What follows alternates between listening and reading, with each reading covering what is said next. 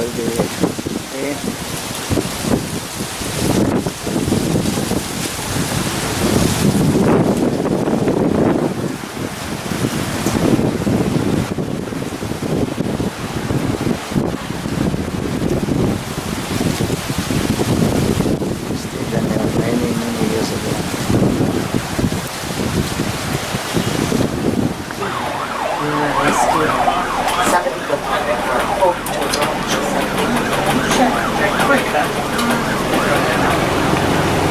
Okay, ladies and gentlemen, so as you're driving around, so I will give you information, just a basic about this bus here. So the bus is called the rickshaw bus. This bus was named after the two college, which you might spot some of them along the area here.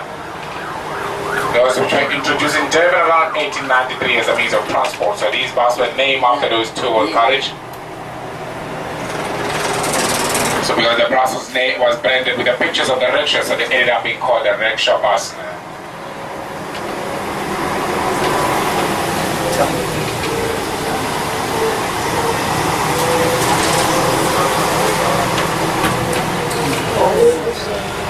The Golden Mile is a 6-kilometer stretch, which stretches from Mushaga Marine all the way to the Blue Lagoon on the north. And the reason why the area is called the Golden Mile is because of our very fine and golden sand we have at our beach. And at night we have the lights that give this whole area a beautiful golden color, so that is why it is called the Golden Mile. We have informal traders on the left hand side here, which sells a lot of artwork, traditional clothing, the things that you need if you're coming around the beach. And then this area on the left, which is under construction. This is the old swimming pool, which had a deep, medium and shallow swimming pool. So the reason why they're upgrading the swimming pool on the left is because it's the one that is going to be used. And then on the left hand side, this is our main beach here, which is the old Durban beachfront. It's called the Wage Beach. It's the most visited beach here in Durban. It has these cable seats, swing boats, and lots of other games that can be enjoyed by children and adults. This place becomes very busy during the holidays, weekends, and also during the festive season time, which is December time. The first hotel to be started on a 6 kilometers of the Golden Mile. It was the beach hotel that is on your right hand side. It's still operating as a hotel even now.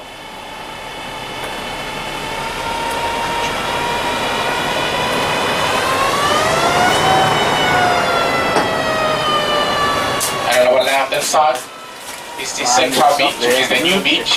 It is for events, beach soccer, beach volleyball, live performance.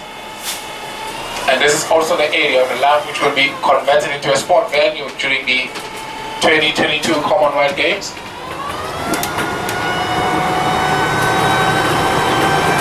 During the Soccer World Cup, this area was used as a third park, which was able to take more than 30,000 spectators, where people were able to stand up or sit down and watch the games during the Soccer World Cup free of charge.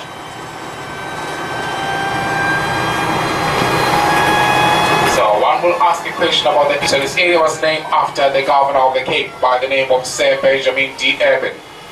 When the area was named in 1835, and in 1935, Durban was given a status of becoming a city. It became a metropolitan city in 1996. Durban has a population of plus or minus 3.6 million people.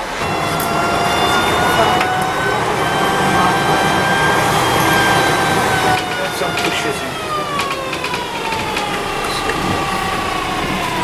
This taxi wants to push past.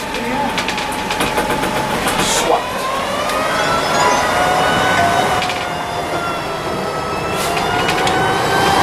So along our beach, there are safe swimming areas along the beach, areas where there are lifeguards.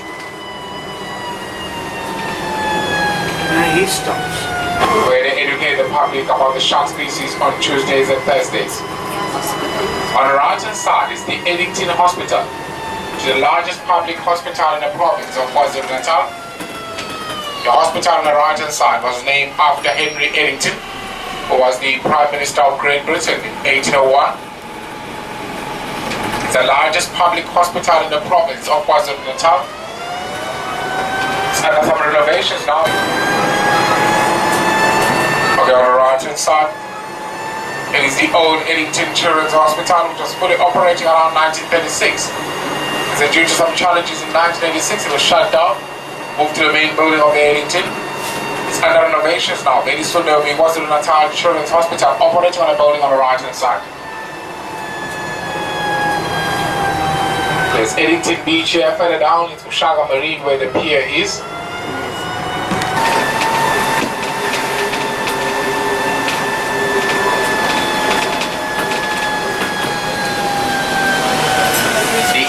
Primary school on the left hand side.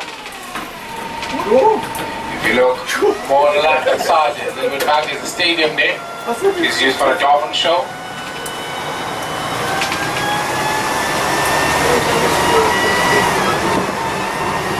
Visited by lots of locals and sailors coming from the port. It was also specializing with the seafood as well, so the guys that love the seafood used to come in and enjoy themselves. It's a vacant building, which is no longer used now. The last people that used it left in 2011.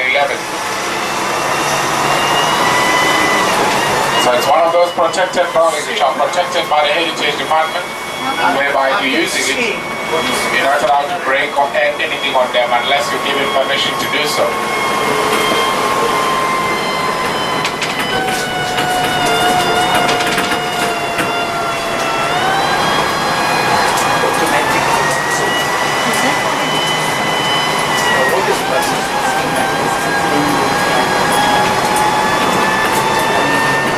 The front, the main drop-off zone of the theme park is King Shaka Avenue. Two guard house at the front, should be there with the Royal House, the King's House. This area is built in the form of a Zulu home stage, it's in the form of a circle. You can take a village walk around here, there are shops, restaurants, information offices. This is our office there, but tourism, and tourism was on the tower, which deals with the province. So these are imitation of the tallest water slides in Africa. You find it in here. There's kids entertainment. There's dangerous creatures section where they keep reptiles, snakes, lizards, spiders, and frogs. So we'll find it inside the theme park. All broken buildings which were used for different services. Some of them are under renovation. Some still to be renovated. This is the point area. On the right hand side, these buildings on the right hand side were used as hostels for the work for the railway workers. The guys who were working in the railway line, the railway station, were staying on the buildings on the right hand side. The train station to be started in South Africa was started in Durban on the 26th of June, 1816. So those buildings are under renovations now. They're going to be a biscuit meal that will be here. So that's renovating it. They're going to use that building, those buildings there as the biscuit meal. That's nice. To do well. Very well.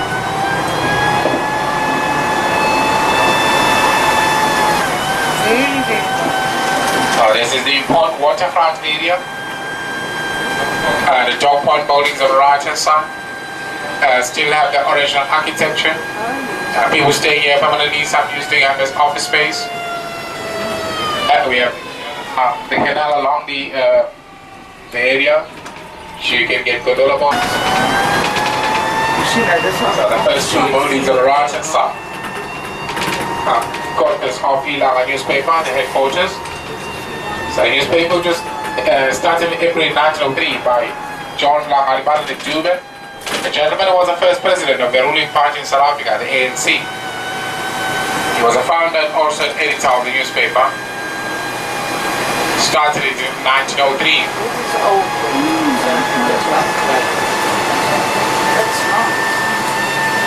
So you find residential flats.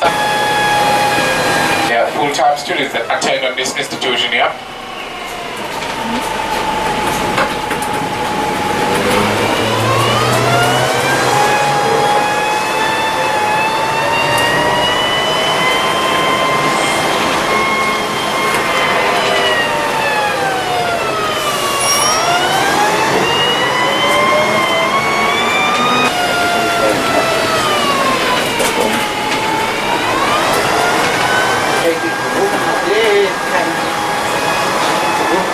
On the right hand side, the main entrance and the main exit of the port where all the cargo ship and cruise liners enters and leaves the port. Up on the hill there's a big tall tower. That is the Millennium Tower, opened in 2002. It's about plus 72 meters high. It's the one that is used to control the traffic of the ship, that big tower on the top. You see there's a green light, that means the ship in the ocean is... That tower is situated in the Bluff area, on the Bluff Mountain, which is above the Bluff area down in the south. That area on the top there is the first one which was officially given to the first British settlers that arrived in Natal in 1823 and settled in 1824. The group was led by Lieutenant James King and Francis Farewell, and their mission was to do trading from the Cape to Port Natal and Port Natal to the Cape. They were given an area. Is everything you can go to the front end and what's one and all that?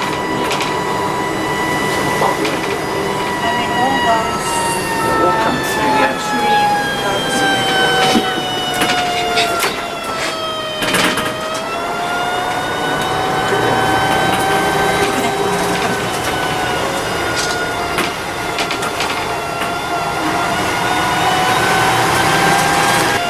Old one is this blue and yellow from 1903, the Siemens Institute, which in backpackers are the very old buildings. And on the left hand side, a small building on the left, built in 1914. These were the first public toilets to be built in Durban.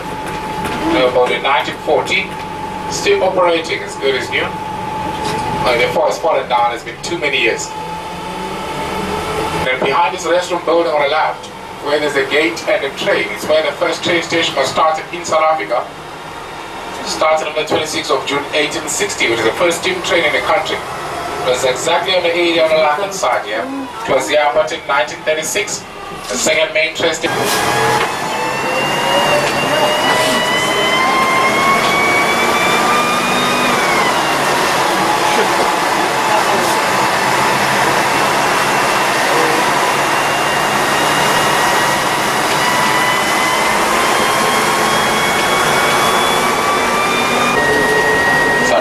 Side, those containers you see on the left, some of those containers used to use cars. The one you see on the right hand side, cars coming on the right hand side, which are imported in Asian countries like China, Japan, loaded in containers, imported here to be sold to other African countries. They are sold in dollars at a very cheap price, which is one of the reasons why they're not for sale in South Africa. If they were to be sold, they're going to load them in trucks and export them to their countries, because they're not allowed to register them in South African roads. So you can see in the front, this is how these cars come. So they are loaded in containers like this and imported into this country, only to be sold to other African countries. They've been imported, waiting to be distributed in different car sales right around the country. Only brand new cars you find in the terminal on the left. There are different brands. They just say, no,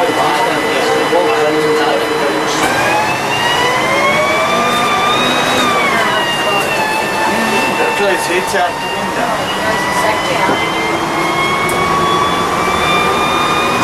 That brand you call soaking wet when you buy it.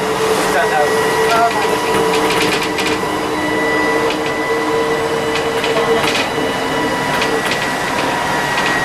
This is the port only, and then across the traffic lights, or just before we cross, okay, on this is the main entrance. When you go into the M-Shed terminal for cargo ship and cruise liner, that massive cargo ship you see on the left, those are the ones used to load brand new cars, heavy machineries, trucks and buses. The largest one came to Durban in about 5-6 weeks back. A ship that can take 8,500 cars and transport them to different parts of the world. And then there's another big building on the right hand side, the second one, with the tinted windows at the bottom. That is the John Ross house, which is a residential flat. If you look right at the top of it, there's a roundish structure at the top. That is the Roma revolving restaurant, which is a rotating restaurant that rotates 360 degrees. When you're up there, you're able to see the whole city of Durban while sitting down enjoying your meal. And down on the ground on the right hand side, there's a statue of a young man. If you look straight on the right hand side, by a quick spot, there's a statue of a young man there carrying 2 sticks. The young man's name is John Ross. At the age of 14, he was chosen to lead an expedition where he had to walk from Natal to Dalagua Bay, Mozambique, going there to get some medical supplies. You go to the restaurant, the entrance is just down on the right hand side, yeah? It will take you straight up to the top, which is the one used by the residents, the elevator. And on your left hand side is the Bed Center, which is the art center opened in 1995. There's some crafted restaurants in it, and an art center. And then the structure that is on your left hand side. This is called Vasco da Gama Club. This club was named after Vasco da Gama, the leader of the Portuguese explorers, which were the first one to arrive in Natal in 1497.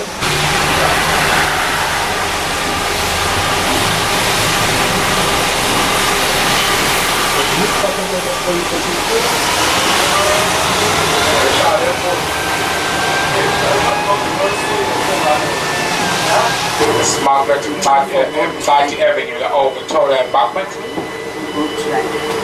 By the traffic lights on the left hand side, there's a statue of a man on a horse's back. In May 1842, when there was a fight between the Voortrekkers and the British settlers, the British settlers surrounded the Voortrekkers. The Voortrekkers surrounded the British settlers. They couldn't get any supplies that they wanted. So the Spaniard by the name of Dinky is the one that volunteered to escape riding his horse going to Grahamstown, the Eastern Cape, where he had to go there and ask for help from the British Army that was based there. He was accompanied by a young Zulu man at the age of 16 who looked out there 2 horses. The young man's name was Dogeni, which says on the way the young man had to turn and come back because his feet started to swell and fell sick, and Dinky continued to ride his horse to Grahamstown. So the Port George Club on the left, and the right hand side is the part of the house, one of the Maria Anglican building in the city. Yeah, the yellow and green Art Deco building on the right hand side. The Victoria Mansion from 1947, one of the Art Deco buildings in the city. Your main entrance on the left hand side when you go to Wilson's Walk, Military Museum, Bed Center, enter and exit on the left hand side.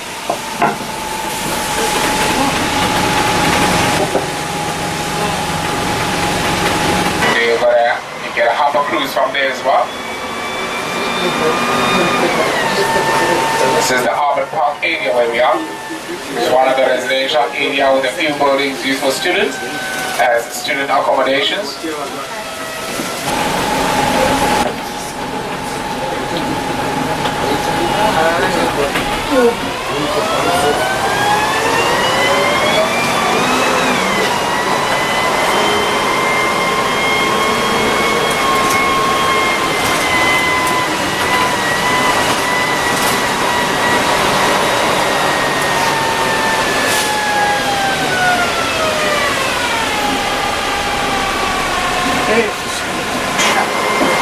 Across the traffic lights, on the left hand side is the oldest cemetery in Durban, which is no longer used. It's cleaned and looked after by the municipality. So some of these graves on the left were moved from one area to the stadium because of the site where the church was to be built on. Lots of minibus taxis around, transport people to different areas around the area of Durban. And on the right hand side is the Emmanuel Cathedral Church, built in 1902. The one that was built on the side of the center of the cemetery that's on the left hand side. It's the Roman Catholic Church, followed by the Victoria Street markets on the right hand side. Just the fish markets, the curios, the popular Indian spices.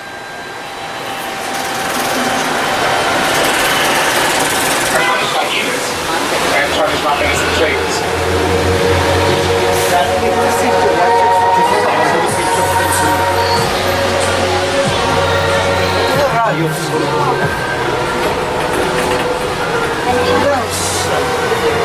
This is the old Victoria Street, which is called Keys Street now.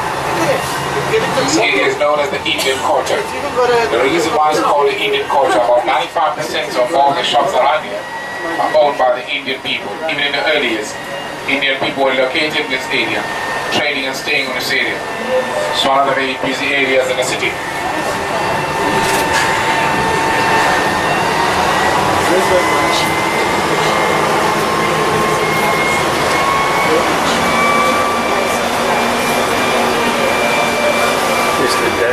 October, wasn't it, early? We're joining Dr. Yusuf Dedu Street, the old Grey Street.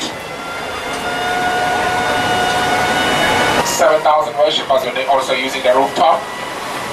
It used to be the largest mosque in the southern hemisphere, but it's no longer. It was built around 1927. It is a madrasa, a school for Islamic religion people, and also there's a market on this area. In Durban. A big building on the left-hand side across the traffic lights was a platform, the Virgin Active Gym Club now. The bigger one at the front, which is the workshop on the left. That was the workshop where they fix the trains, the shopping center now.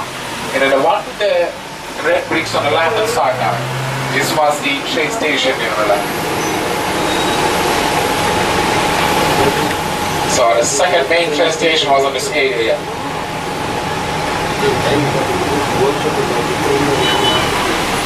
Across the traffic lights on the left-hand side. That is the main post office, which used to be the main town hall. Built from 1881 to 1885, the main town hall. It changed in 1910 to be the main post office when our city hall was open.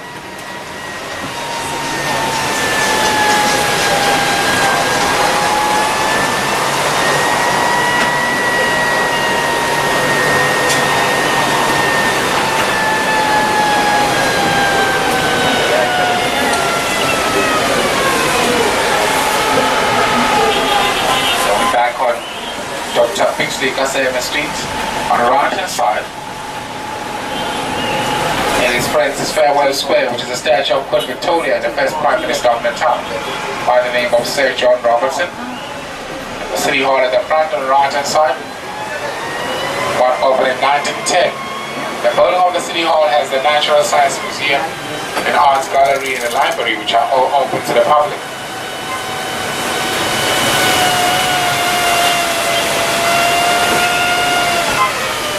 The market on the left, see 7 days a week.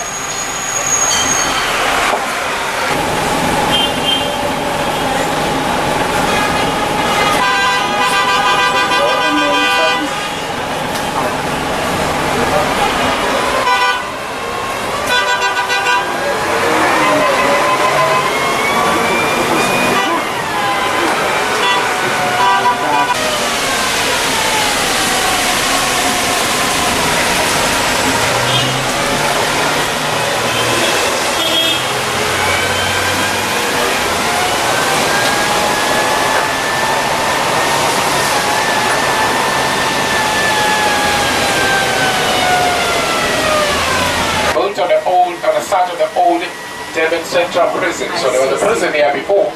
It was demolished and moved towards the area. The center was built, opened in 1997 by Dr. Nelson Mandela. And then in 2007 it was named after Chief Albert Lutuli, the first Black South African to receive a Nobel Peace Award in 1960. It is an arena which can take more than 10,000 people. It's a house of international and local conference, indoor sport and music concert.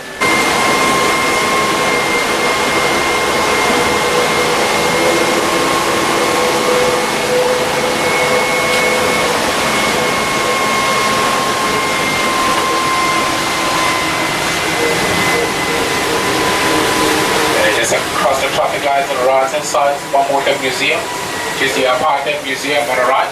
This building was used as a native administration, which is used to control the influx of Black South African males coming into urban areas when South Africa was still under the apartheid government. And they can't be applying for the permit before they are allowed to be in the urban areas. Started in 1910, my property is our Shembed, this church here. It is going to be one of the biggest churches in South Africa, known as a Shembed Religion Church.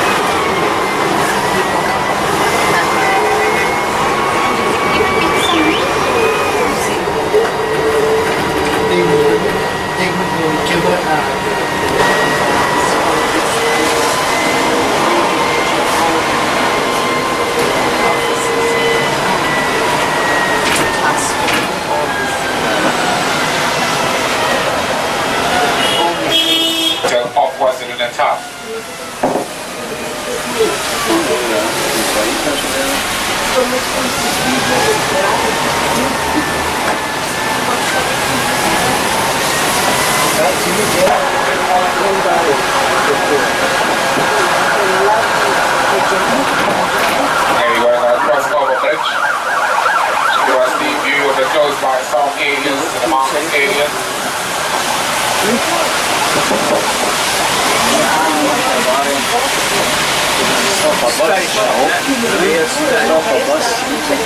So the far on the right hand side, air conditioned, there's an area looking like a bush in the middle of the suburb, which is Durban Botanical Gardens.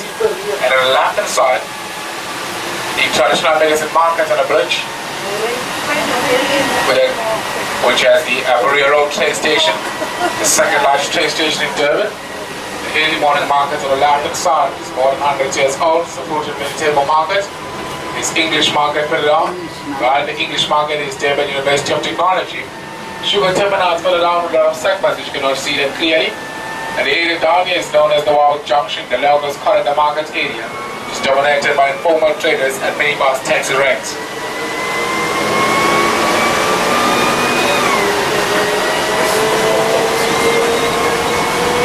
City's taxis down. Look at it.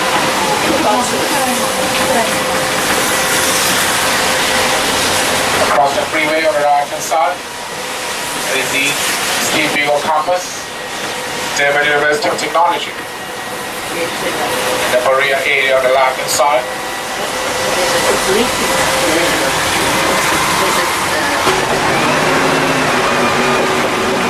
And on the left hand side, the Glenwood area on the left. The road that goes on the left will lead you to the Howard College, the University of KwaZulu-Natal. And the right hand side, there is the Target Bridge.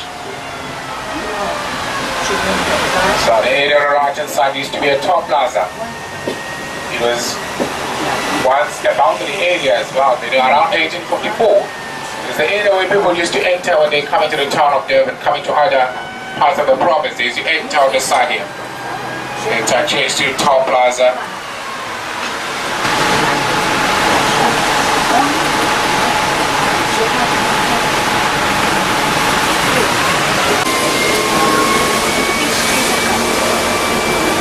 Flat. Like a table.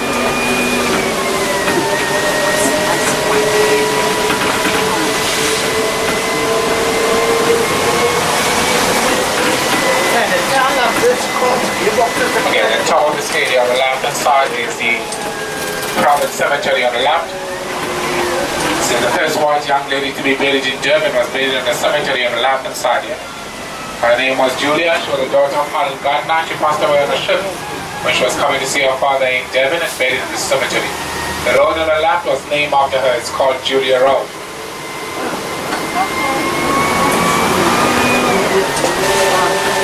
God, you have to clean this to the bus. Well, your toes closed.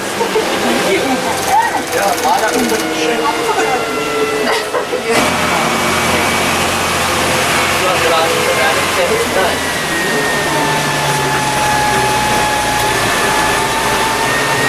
As the Morningside area, which is one of the very popular summer areas in Durban, the Morningside.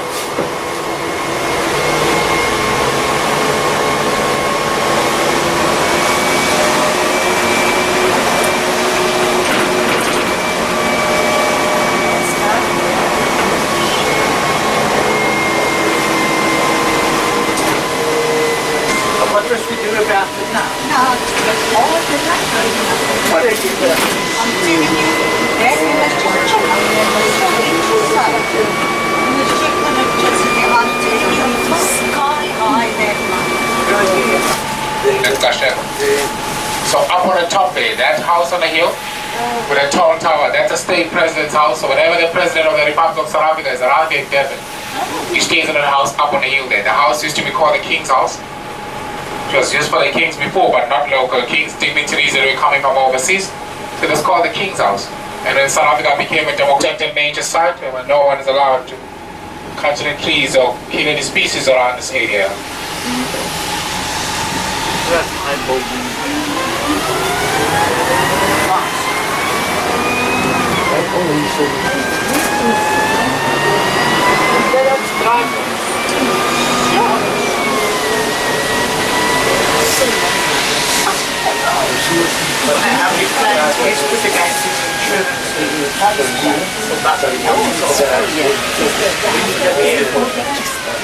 So these are flamboyant trees, or you can call them flame trees.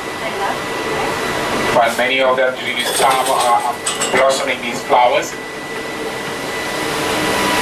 So find trees like jacaranda trees around here.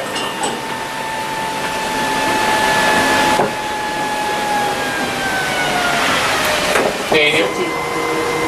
And our second stop is while normally on the stadium, yeah? And we normally stop for the view of the city, where the QPs on the left.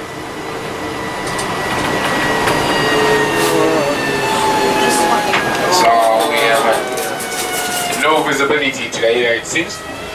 But just to give you information what's happening on this open area on the left hand side here. So this open ground here, this is a reservoir. There's a water tank underground here that supplies the water. It's converted into a public picnic spot. There's a coffee shop in there, a little garden, a mini zoo, and there's also a tennis court inside. And the front is the Jameson Park, named after Robert Jameson, who was a powerful farmer in this area around 1925. And park is used for events.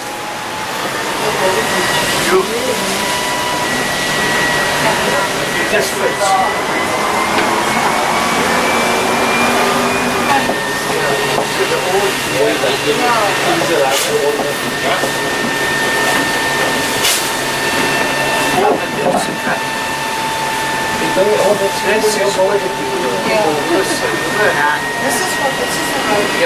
It's a close of a coffee shop.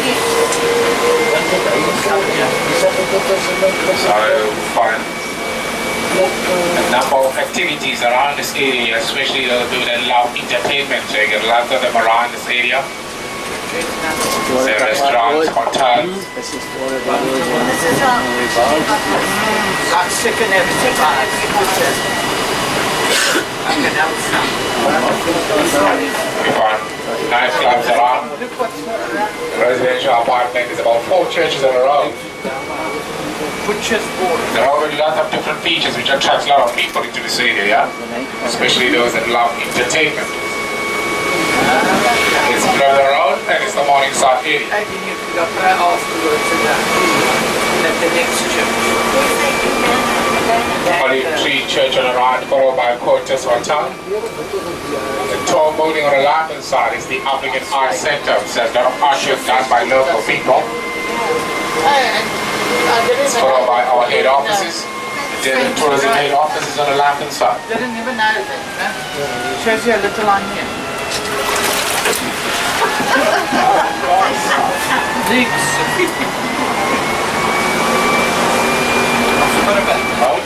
Our local trains and left and right transport people to different areas around the province. On the left hand side is the Moses Mapina Stadium. Stadium which is named after the Secretary General of the SACB, the Saramil correspondent.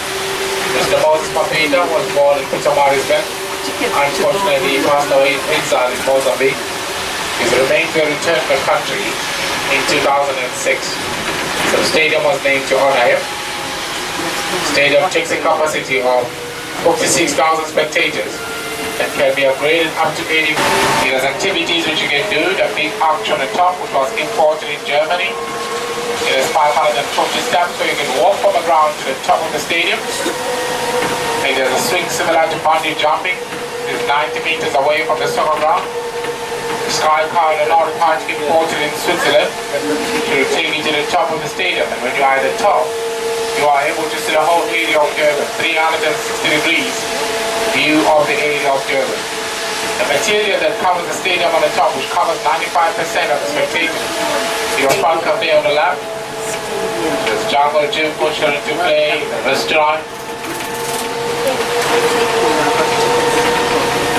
Yesterday, when the South African national team was playing against Angola.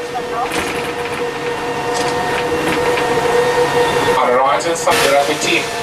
That stadium there takes a capacity of 52,000 spectators. Home ground for the shot. And on the left hand side is the Kings Park Atlantic Stadium. On the right hand side is the Durban Country Club Golf Course. Cross the traffic lights on the left hand side. It is the Windsor Park Golf Course, which is the public golf course.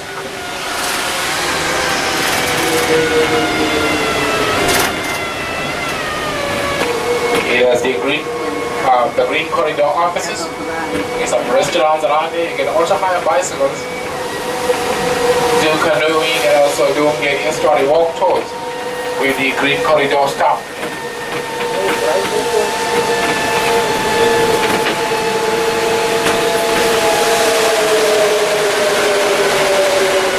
This is the Blue Lagoon Beach.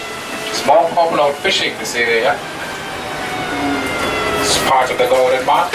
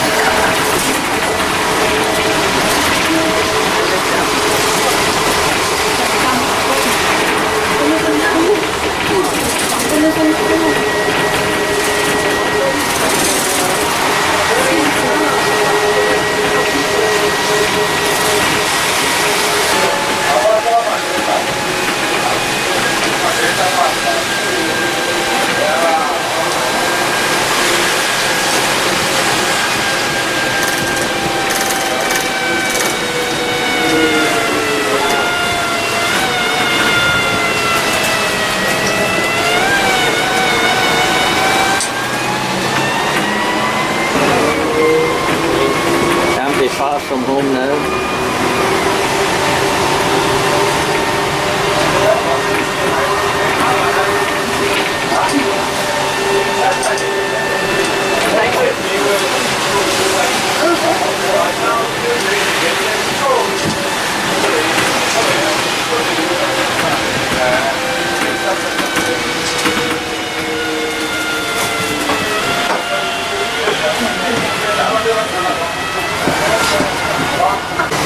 It was opened in 2002. These beautiful Art Deco buildings. The Miami style of Art Deco buildings. It's an indoor entertainment world. It has restaurants, some clubs, movie cinemas, fun world for the whole family. The casino is a hotel as well. It's a 24 hours indoor entertainment. It used to be a South African army camp. There are lots of buildings that are in and around inside which were demolished in 2011 because it was an abandoned army camp already. They left the ones at the front and there's one in the center which was the army church. Suncoast Hotel on the left hand side. It's the last hotel on the Golden Mile when you're going north.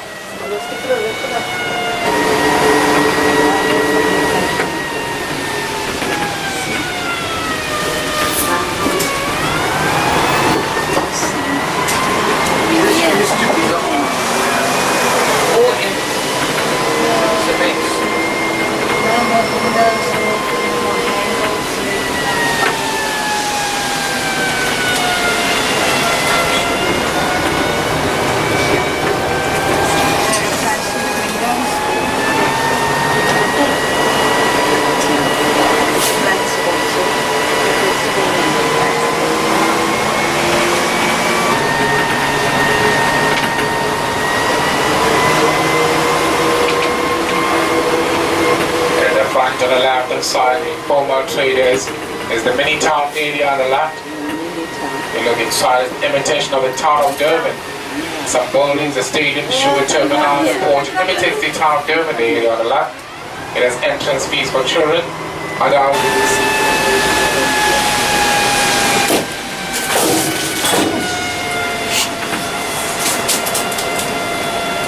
That's home at last. Home. Just cut it short.